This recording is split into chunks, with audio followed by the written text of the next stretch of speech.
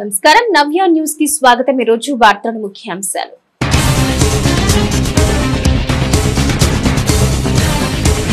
చీరాల కుప్పడం పట్టు చీరకు జాతీయ స్థాయిలో ప్రత్యేక గుర్తింపు అంటే చేనేత కార్మికుల సృజనాత్మకతకు అద్దం పడినట్టే। దేశాయిపేటలో చేనేతల సమావేశంలో ఎమ్మెల్యే కొండయ్య।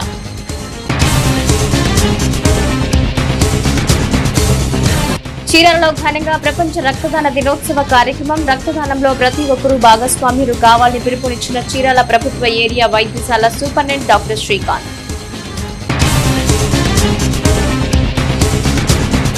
చేనేతల సమస్యల పరిష్కారంలో కూటమి ప్రభుత్వం విఫలమైందని, ఐక్యంగా పోరాటం ద్వారానే చేనేత రంగాన్ని కాపాడుకోగలం। చీరాల మండలం దేవాంగపురంలో జరిగిన చేనేత రంగం సమస్యలపై నిర్వహించిన రౌండ్ టేబుల్ సమావేశంలో చేనేత సంఘాల నేతలు।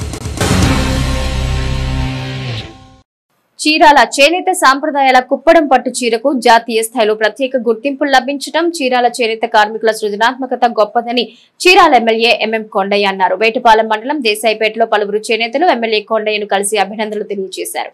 చీరాల చేనేత సాంప్రదాయాల కుప్పడం పట్టు చీరకు జాతీయ స్థాయిలో ప్రత్యేక గుర్తింపు లభించడం చీరాల చేనేత కార్మికుల సృజనాత్మకత గొప్పతనమని చీరాల ఎమ్మెల్యే ఎంఎం కొండయ్య అన్నారు। వేటపాలెం మండలం దేశాయిపేటలో పలువురు చేనేతలు ఎమ్మెల్యే కొండయ్యను కలిసి అభినందనలు తెలియజేశారు।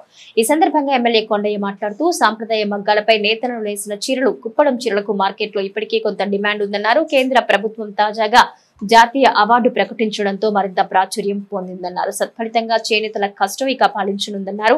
జాతీయ మార్కెట్లోనూ కుప్పడం చీరలు ప్రత్యేకతను సంతరించుకున్నాయన్నారు। కేంద్ర ప్రభుత్వం ప్రకటనతో చీరాల పట్టు వస్త్రాల వ్యాపారం కొత్త పుంతలు తొక్కుతోందన్న ఆశాభావాన్ని ఆయన వ్యక్తం చేశారు। లాస్ట్ ఇయర్ మీ అందరూ తెలుసు, ఆగస్టులో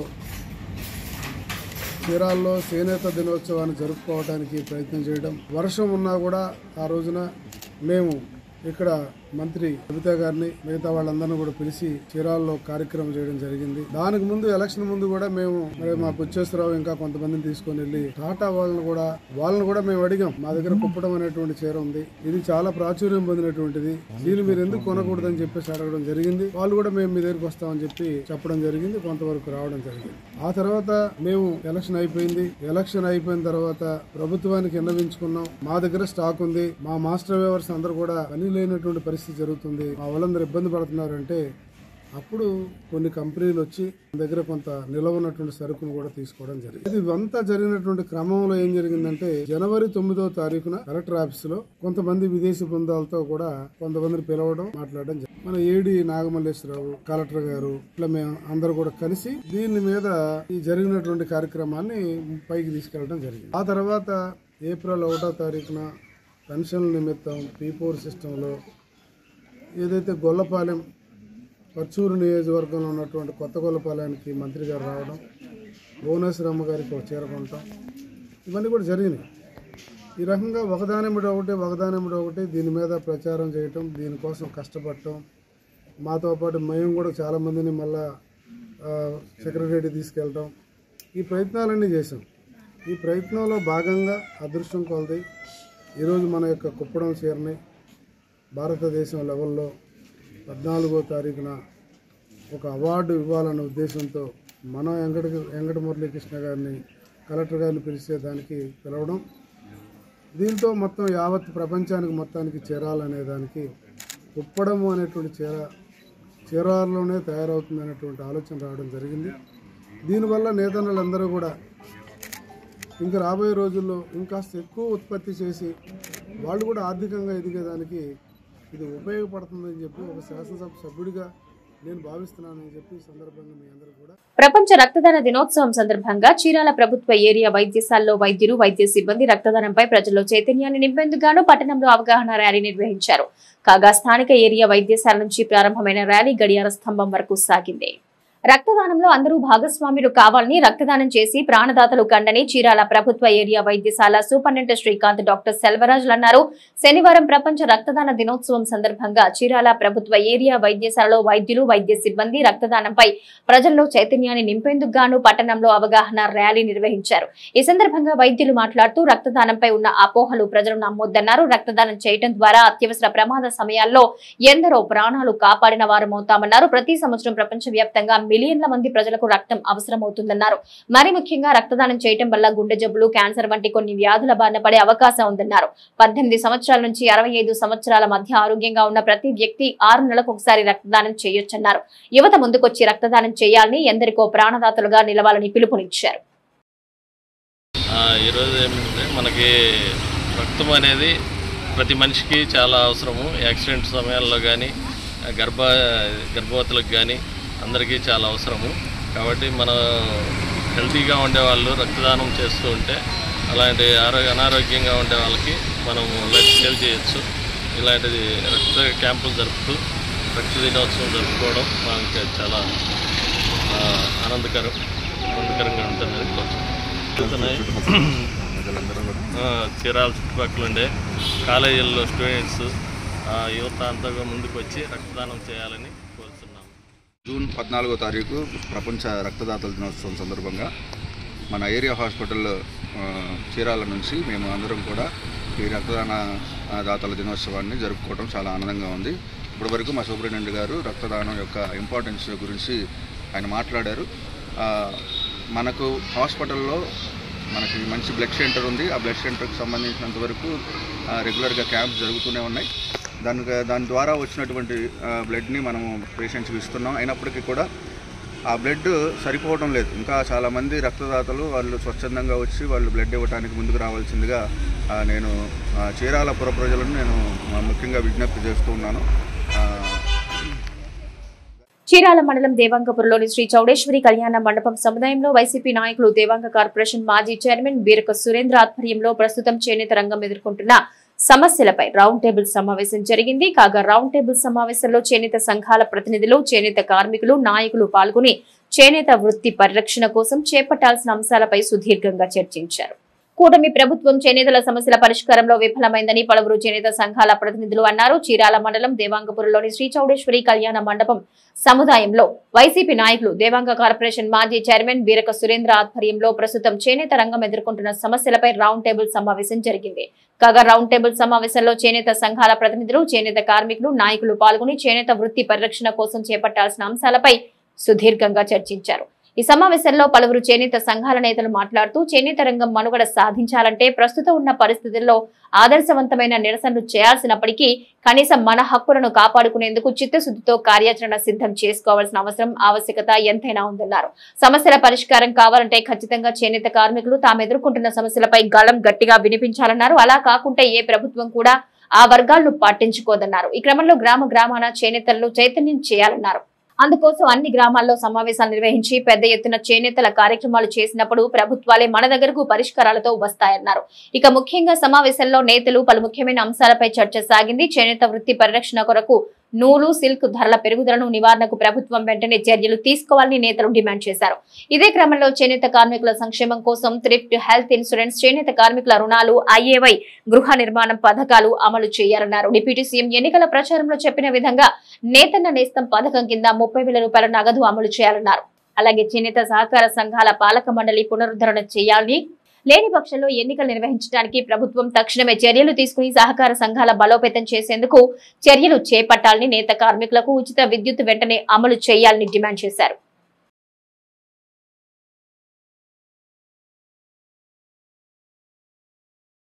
ఈ రోజు నూతనంగా ఏర్పడినటువంటి కూటమి ప్రభుత్వం సంవత్సర కాలం పూర్తయిందని వాళ్ళు ఉత్సవాలు చేసుకుంటున్నారు. కానీ ఎన్నికల సమయంలో చేనేతలకు ఇచ్చినటువంటి హామీలు ఏది కూడా అమలు జరిగినటువంటిది ఏ ఒక్కటి కూడా లేదు. అంటే సూపర్ 6 లో అమల్లో కొన్ని 1-2 చేస్తున్నప్పటికీ మరి వృత్తి మీదే ఆధారపడి రోజువారీ జీవితం గడుపుకుంటున్నటువంటి ఈ వృత్తికారుల గురించి మరి చంద్రబాబు గారు, అట్లనే పవన్ కళ్యాణ్ గారు, చేనేతలకి బ్రాండ్ అంబాసిడర్ గా ఉన్నటువంటి పవన్ కళ్యాణ్ గారిని ఎంతో నమ్మారు చేనేతలు. కానీ ఇవాళ మాకు అర్థమవుతున్నది ఏంటంటే మోసపూరితమైన మాటలు చెప్పి అధికారంలోకి వచ్చిన తర్వాత నిమ్మక నీరెత్తినట్టు నిర్లక్ష్యంగా వ్యవహరిస్తున్నారనేది మాకున్న అభిప్రాయం. ఎందుకంటే చేనేతలకు నూలు ధరలు పెరిగితే పట్టించుకున్నటువంటి పరిస్థితి లేదు. చేనేతలకు సంబంధించి హెల్త్ ఇన్సూరెన్స్ మేము అమలు చేస్తామని చెప్పేసి ఈ రోజునే నేను 10 కోట్ల రూపాయలు ఇస్తున్నానని చెప్పి, ఎందుకంటే అఫిడవిట్ లో చాలా క్లియర్ గా హైకోర్టులో ఇచ్చారు అడ్వకేట్ జనరల్ ఏమని, మేము ఎన్నికలు జరిపిన తర్వాతే మేము ఆప్కో బాడీని మేము ఏర్పాటు చేస్తాం, అప్పటి వరకు మేము చెయ్యం, తదుపరి కాకపోతే ఈ ఒక్కసారే మాకు అవకాశం ఏంటి, నెక్స్ట్ మేము ఎన్నికలు జరుగుతాయి ఈ పీరియడ్ అయ్యాక. అప్పటి నుంచి ఇప్పటి వరకు కూడా దాని మీద ఆలోచన లేదు. ఇప్పటికీ ఎన్నికలు పెట్టాలనేటువంటి దృష్టి లేదు. కేవలం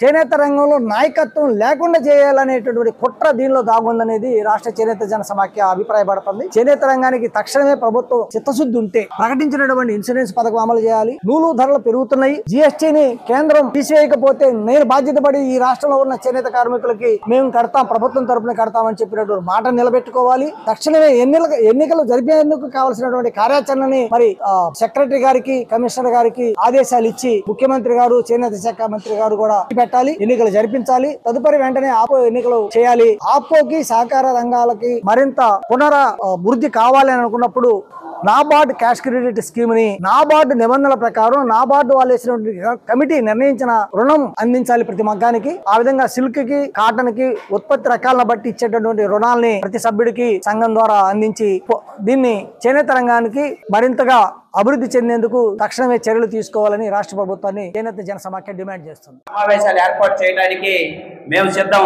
అలాగే పెద్దలందరి సలహాతో ఒక మంచి కమిటీ ఏర్పాటు చేసి గ్రామ స్థాయిన ఆ కార్యక్రమాలు నిర్వహించి మరి ఈ వాయిస్ ని ఈ రోజు ఏదైతే మీ అందరి గొంతుకు ఏదైతే వినిపించారో అది మనకు ఉనికిని చాటడానికి ఉపయోగపడుతుంది. కాబట్టి ఈ ఉనికిని మనం ముందుకు తీసుకెళ్లాలా. మన మనుగడకు ప్రశ్నార్థకంగా ఉన్న మన ఉనికిని సాధించాలంటే మన గొంతుకు నుండి ప్రశ్నలించి ప్రభుత్వాన్ని ప్రశ్నించినప్పుడే మనకు ఫలితాలు వస్తాయి. కాబట్టి ఆ ఫలితాలు సాధించాలంటే అందరం కలిసి నడవాలా, అందరం కలిసి ముందుకెళ్లాలా. అప్పుడే మనం సమస్యలు పరిష్కారం అవుతాయి. కాబట్టి ఈ రౌండ్ టేబుల్ సమావేశానికి మరి ఇక ఎడాక్ కమిటీ ఏర్పాటు చేసి తర్వాత గ్రామాన కూడా ఈ సమావేశాలు ఏర్పాటు చేసి దాని తర్వాత ఏ విధంగా ముందుకెళ్లాలి అనేది కూడా పెద్దలందరూ ఎడాక్ కమిటీలో నిర్ణయం తీసుకొని సాధిస్తాం. ఇప్పుడైతే ఈ చెప్పిన ఎజెండా అంశాలన్నీ కూడా క్రోడీకరించి ఒక తీర్మానం చేసి దాన్ని ప్రభుత్వానికి మరి చేనేత సంబంధించిన డిపార్ట్మెంట్లకి అందించడం జరుగుతుంది. కాబట్టి మీ అందరూ కూడా ఎప్పుడు అందుబాటులో ఉండాలని, ఇది మీకోసం, మన కోసం, మన వృత్తి పరిరక్షణ కోసం, మన భవిష్యత్ తరాల కోసం జరుగుతున్న ఈ కార్యక్రమంలో మీరందరూ ఎప్పుడు భాగస్వాములు అవుతారని, భాగస్వాములు అవ్వాలని, అందరం కలిసి నడిచి సమస్యల పరిష్కారానికి కృషి చేస్తామని చెయ్యాలని మీ అందరికి విన్నవించుకుంటూ Chirala NRNPM high school walkers association ఆధ్వర్యంలో ఇటీవలి వెలువడిన 10వ తరగతి పరీక్షా ఫలితాల్లో విశేష ప్రతిభ చూపి 583 అత్యధిక మార్కులు సాధించిన విద్యార్థిని జయశ్రీని వాకర్స్ ప్రతినిధులు ఘనంగా సత్కరించారు. భవిష్యత్ విద్యా అవసరాల కోసం కొంత నగదును అందజేశారు. సామాజిక సేవా కార్యక్రమాల్లోనూ తమ వంతు బాధ్యతగా ముందుంటామని పలువురు Chirala NRNPM high school walkers association ప్రతినిధులు అన్నారు. Chirala NRNPM high school walkers association ఆధ్వర్యంలో ఇటీవలి వెలువడిన 10వ తరగతి పరీక్షా ఫలితాల్లో విశేష ప్రతిభ చూపి 583 అత్యధిక మార్కులు సాధించిన విద్యార్థిని జయశ్రీని వాకర్స్ ప్రతినిధులు ఘనంగా సత్కరించారు. భవిష్యత్తు విద్యా అవసరాల కోసం కొంత నగదు అందజేశారు.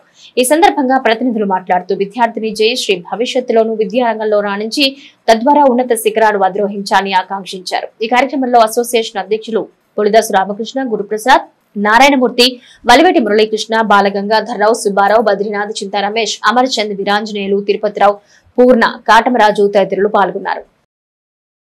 ఈరోజు మన వాకింగ్ మిత్రుడు దొండెపు బాలగంగాధర్రావు గారి పుట్టినరోజు సందర్భంగా ఈరోజు వాకర్స్ అసోసియేషన్ ఆధ్వర్యంలో వారిని ఘనంగా మనం సత్కరించడం జరిగింది. వారి పుట్టినరోజు సందర్భంగా ఈరోజు శ్రీకృష్ణ గోశాల ప్రెసిడెంట్ దేవకి సుబ్బారావు గారికి గోవుల పోషణ నిమిత్తం 1500 రూపాయలు డొనేషన్ ఇచ్చారు. అలానే మన ఇమిడిశెట్టి జయశ్రీ గారికి కూడా 500 రూపాయలు డొనేషన్ ఇచ్చినందుకు పుట్టినరోజులు జరుపుకోవాలని మనం మనస్ఫూర్తిగా కోరుకుంటున్నాం. Chirala NRNPM high school walkers association ఆధ్వర్యంలో వాకర్స్ అసోసియేషన్ సభ్యుల సహకారంతో మన వాకింగ్ సభ్యుడు ఇమిడిశెట్టి రాధాకృష్ణమూర్తి గారి అమ్మాయి జయశ్రీ మొన్న 10వ తరగతిలో 583 మార్కులు సాధించినందుకు వారి పై చదువుల నిమిత్తం ఈ రోజు వాకర్స్ అసోసియేషన్ ఆధ్వర్యంలో 37,500 రూపాయలు నగదు సహాయం చేయడం జరిగింది. అలానే నోట్ బుక్స్ కూడా వారికి ఇవ్వటం జరిగింది. వారు రాబోయే రోజుల్లో బాగా చదువుకొని ఉన్నత శిఖరాలు అధిరోహించాలని వారిని మనస్ఫూర్తిగా మనం అందరం కోరుకుంటా ఉన్నాం. చీరాల మండలంలోని శివారు ప్రాంతంలో కొమ్మమూరు కెనాల్ నుంచి బోయినవారిపాలెం, స్టువర్టుపురం కెనాల్ వరకు పంట కాలువను చీరాల వైఎస్ఆర్ రైతు విభాగ అధ్యక్షులు కావూరి రమణారెడ్డి పరిశీలించారు. ఇదే క్రమంలో స్థానికంగా కాలువ ద్వారా సాగు భూములకు నీరు అందుతున్న తీరుపై రైతులను అడిగి తెలుసుకున్నారు. చీరాల మండలంలో రైతులకు ప్రధానంగా సాగునీరు అందించే కొమ్మమూరు కెనాల్ నుంచి బోయినవారిపాలెం స్టువర్టిపురం కెనాల్ వరకు అనేక ప్రాంతాల్లో గుర్రపు టెక్క జమ్ము కూడికలు ఎక్కువగా ఉండడం వల్ల సాగునీరు పారుదలకు ఇబ్బందికరంగా మారే అవకాశం ఉందని వెంటనే సమస్యను అధికారులు చొరవ చూపి పరిష్కరించాలని చీరాల వైఎస్ఆర్ రైతు విభాగ అధ్యక్షులు కావూరి రమణారెడ్డి డిమాండ్ చేశారు.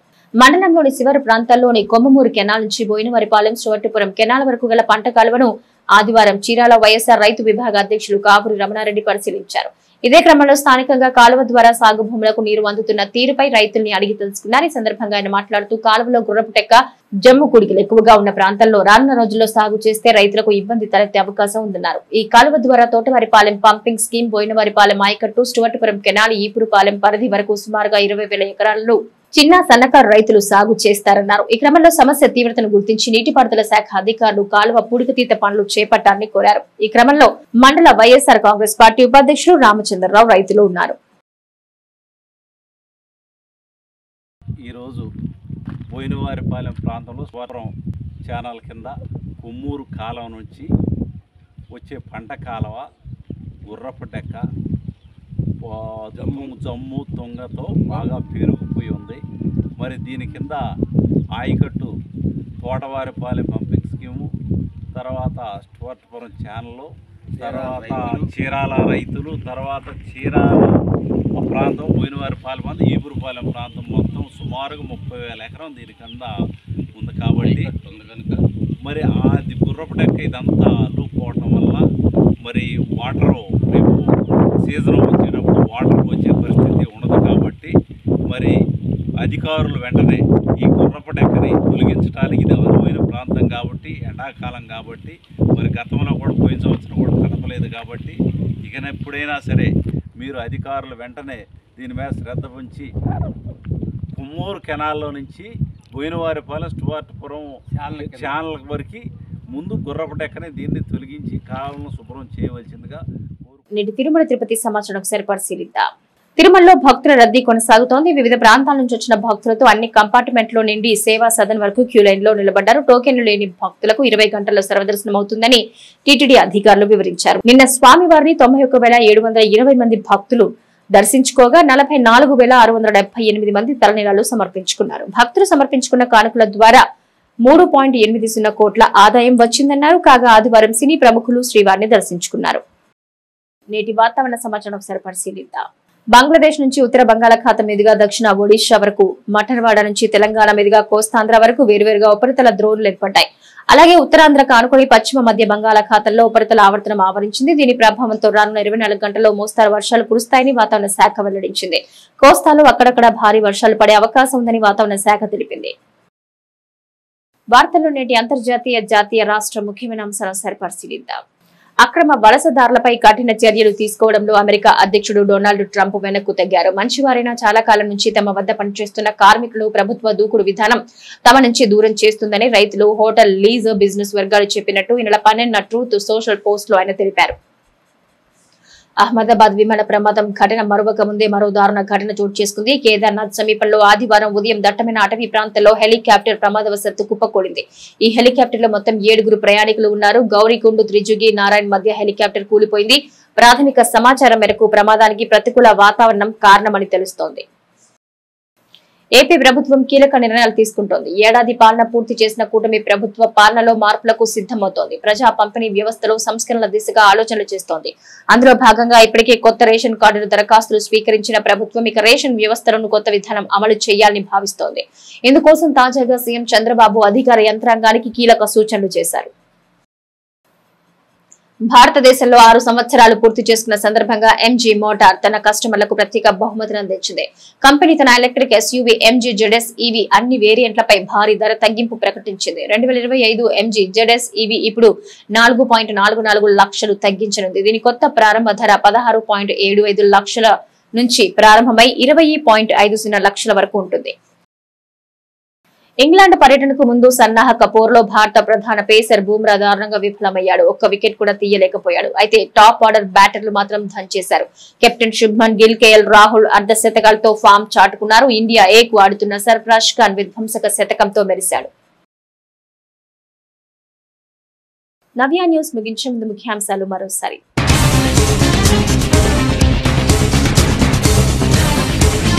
చీరాల కుప్పడం పట్టు చీరకు జాతీయ స్థాయిలో ప్రత్యేక గుర్తింపు అంటే చేనేత కార్మికుల సృజనాత్మకతకు అద్దం పడినట్టే.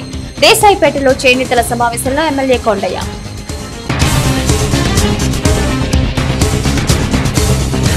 చీరాలలో ఘనంగా ప్రపంచ రక్తదాన దినోత్సవ కార్యక్రమం. రక్తదానంలో ప్రతి ఒక్కరూ భాగస్వామ్యులు కావాలని పిలుపునిచ్చిన చీరాల ప్రభుత్వ ఏరియా వైద్యశాల సూపరింటెండెంట్ డాక్టర్ శ్రీకాంత్. చేనేతల సమస్యల పరిష్కారంలో కూటమి ప్రభుత్వం విఫలమైందని, ఐక్యంగా పోరాటం ద్వారానే చేనేత రంగాన్ని కాపాడుకోగలం. చీరాల మండలం దేవాంగపురంలో జరిగిన చేనేత రంగం సమస్యలపై నిర్వహించిన రౌండ్ టేబుల్ సమావేశంలో చేనేత సంఘాల నేతలు. నవ్య న్యూస్ ఇంతటితో సమాప్తం. నమస్కారం.